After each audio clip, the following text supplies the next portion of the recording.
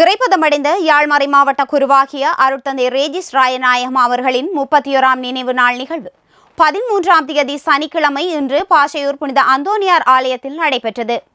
இந்நிகழ்வில் அருட்தந்தையின் பணிவாழ்விற்காக நன்றி கூறி அருட்தந்தை நீக்லஸ் அவர்களின் தலைமையில் திருப்பலி ஒப்புக் கொடுக்கப்பட்டது.